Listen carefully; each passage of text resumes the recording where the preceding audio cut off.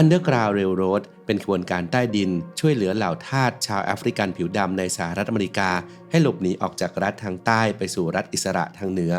ก่อนจะข้ามพรมแดนไปยังประเทศแคนาดาด้วยความร่วมมือจากเครือข่ายนักเคลื่อนไหวต่อต้านระบบทาสผ่านเส้นทางลับและเซฟเฮาส์จำนวนมากท่ามกลางการประกาศใช้กฎหมายไล่ล่าทาสหลบหนีอันเข้มงวดการลักลอบพาทาสหลบหนีจึงจำเป็นต้องใช้ความระมัดระวังเป็นอย่างมากด้วยเหตุนี้จึงมีการคิดค้นรหัสและสัญญาณลับขึ้นมาเพื่อใช้ในการติดต่อสื่อสารกันรหัสลับเหล่านี้จะมีอะไรกันบ้างติดตามกันได้ใน5รหัสลับขบวนการใต้ดินปลดปล่อยทาสผิวดำสู่อิสรภาพ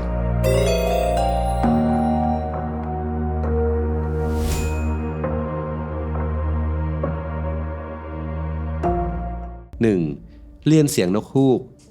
เชื่อกันว่าแฮร์ริเอต ทับแมนหญิงสาวผิวดำที่เป็นผู้นำขบวนการปลดปล่อยทาสใต้ดินในสหรัฐเป็นผู้ที่มีความสามารถและมีชื่อเสียงในการเรียนแบบเสียงร้องของนกฮูกสายพันธุ์บาเรตอาวซึ่งพบได้ในทวีปอเมริกาเหนือเพื่อใช้ในการสื่อสารกับบรรดาทาสชาวแอฟริกันหรือที่เรียกว่าผู้แสวงหาอิสรภาพโดยเธอจะช่วยนำทางให้บรรดาทาสนั้นหลบหนีไปสู่จุดหมายที่ปลอดภัยโดยนอกจากเสียงร้องของนกฮูกแล้วนักวางแผนการอนุรักษ์ประวัติศาสตร์ของเมืองวิลมิงตันและสมาชิกคณะกรรมการและนักวิจัยของ Underground Railroad Coalition of Delaware ยังคาดเดาว่าทับแม่นยังน่าจะใช้การเรียนเสียงร้องของสัตว์ชนิดอื่นๆเพิ่มเติมเพื่อเป็นสัญญาณระหว่างการลอบปฏิบัติการลับด้วย 2. คำศัพท์เฉพาะเกี่ยวกับรถไฟเมื่อครั้งที่กระบวนการทางใต้ดินเริ่มปฏิบัติการเดินทางด้วยรถไฟยังคงเป็นเรื่องที่แปลกใหม่ถือเป็นเทคโนโลยีอุตสาหกรรมที่เพิ่งเกิดขึ้นใหม่ในขณะนั้นซึ่งหนึ่งในรหัสลับของขบวนการปลดปล่อยทาสแห่งรัฐทางใต้ก็ได้นำคำศัพท์เฉพาะเกี่ยวกับรถไฟมาประยุกต์ใช้ด้วยกล่าวคือสมาชิกขบวนการที่คอยทำหน้าที่นำทางพาหลบหนีจะเรียกว่าพนักงานควบคุมรถไฟหรือคอนดักเตอร์ซึ่งปฏิบัติงานและดูแลความปลอดภัยส่วนผู้แสวงหาอิสรภาพหรือบรรดาทาสชาวแอฟริกันจะเรียกว่าผู้โดยสารหรือ passenger หรือในบางครั้งก็เรียกว่าสัมภาระ baggage กองไม้ bundles of wood สินค้า cargo และพัสดุ parcels ที่ต้องนำขึ้นรถไฟไปยังจุดหมายปลายทาง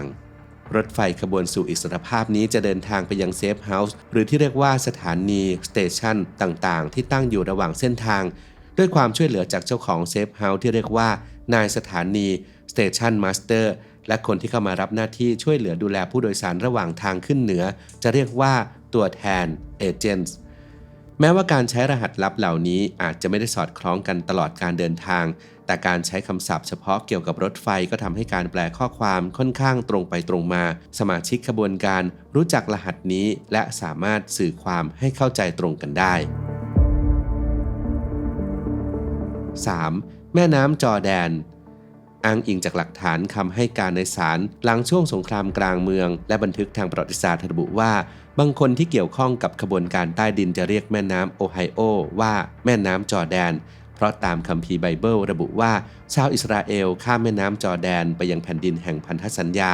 และครั้งที่พระเยซูแห่งชาวนาซาเรตทรงรับบัพติศมาจากนักบุญยรพระองค์ก็เสด็จมาที่แม่น้ำจอร์แดนเช่นกันจึงนับว่าเป็นแม่น้ำที่มีความสำคัญอย่างยิ่งต่อชาวยิวและชาวคริสต์ส่วนเหตุที่เปรียบแม่น้ำโอไฮโอเป็นแม่น้ำจอร์แดนก็เนื่องมาจากว่าแม่น้ำโอไฮโอเป็นเขตแดนทางกายภาพเพียงแห่งเดียวของสหรัฐที่กั้นระหว่างรัฐทางตอนใต้ซึ่งการค้าทาสเป็นสิ่งถูกกฎหมายกับรัฐทางตอนเหนืออย่างโอไฮโอและอินเดียนาที่ห้ามซื้อขายทาสจึงนับว่าแม่น้ำสายนี้มีความสำคัญทางภูมิศาสตร์และมีความหมายเชิงสัญลักษณ์แต่ด้วยข้อเท็จจริงที่ว่ากฎหมายไล่ล่าทาสหลบหนีมีผลบังคับใช้แม้ในรัฐที่เสรีซึ่งเท่ากับว่าไม่มีการรับประกันสิทธิพลเมืองหรือสิทธิทางการเมืองขั้นพื้นฐานแก่ผู้อยู่อาศัยที่ไม่ใช่คนผิวขาวดังนั้นแม่น้ำจอร์แดนจึงไม่จำเป็นต้องเป็นรหัสลับที่สื่อถึงแค่แม่น้ำโอไฮโอโดยเฉพาะเท่านั้นแต่สามารถนำมาใช้สื่อถึงแม่น้ำสายอื่นๆที่พามุ่งหน้าสู่รัฐอิสระหรือแคนาดาที่เปรียบดังดินแดนพันธสัญญาในพระคัมภีร์นั่นเอง 4. ขับขานบทเพลงแห่งจิตวิญญาณเฟเดริก ดักลาสเขียนไว้ในหนังสือ My Bondage and My Freedom เมื่อปี 1855 ว่าขณะที่เหล่าทาสผิวดำรวมถึงตัวเขาเองถูกคุมขังอยู่ พวกเขาจะนึกถึงการขับร้องเพลงพื้นบ้านทางศาสนาที่เรียกว่า spiritual หรือบทเพลงแห่งจิตวิญญาณที่มีเนื้อร้องกล่าวถึงความปรารถนาที่จะมุ่งหน้าสู่คานาอันแผ่นดินแห่งพระพันธสัญญาที่ปรากฏในพระคัมภีร์ไบเบิลดักลาสกล่าวว่าเหล่าผู้แสวงหาอิสรภาพตั้งใจมุ่งหน้าไปทางเหนือดังนั้นทางเหนือก็คือดินแดนคานาอันของพวกเขาซึ่งความปรารถนานี้แรงกล้ามากกว่าความหวังที่จะได้ขึ้นไปยังสวงสวรรค์เสียอีก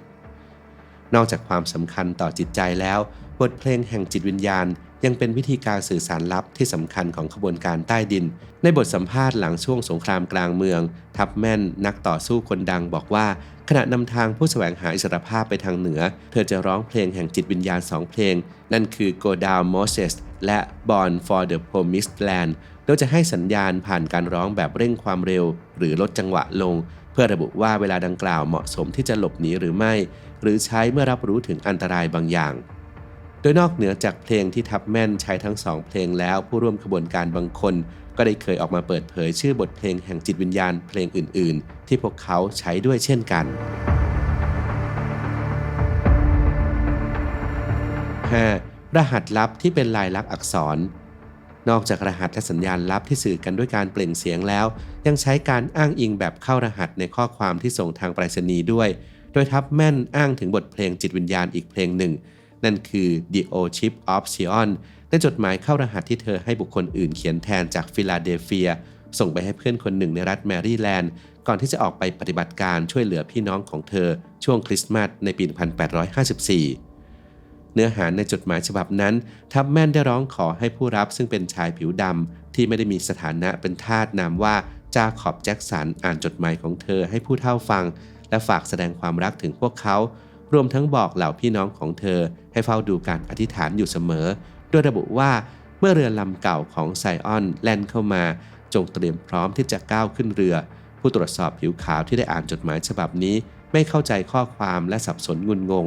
ก่อนจะตัดสินใจปล่อยผ่านจดหมายดังกล่าวไปโดยเหตุนี้แจ็คสันจึงสามารถไปแจ้งเตือนได้ว่ากำลังจะมีการมารับพวกเขาไปสู่อิสรภาพแม้การดำเนินการของขบวนการใต้ดินที่เริ่มต้นขึ้นในช่วงปลายศตวรรษที่ 18 ต่อเนื่องไปจนถึงศตวรรษที่ 19 จะเป็นงานที่ยากลำบากและเสี่ยงอันตรายมากแค่ไหน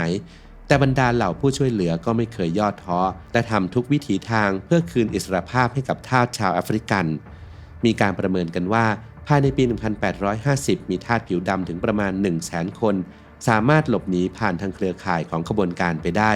โดยพวกเขายังคงปฏิบัติภารกิจลับต่อไปจนกระทั่งประธานาธิบดีอับราฮัมลินคอล์นลงนามประกาศเลิกทาสอย่างเป็นทางการในปี 1863 ในที่สุดครับ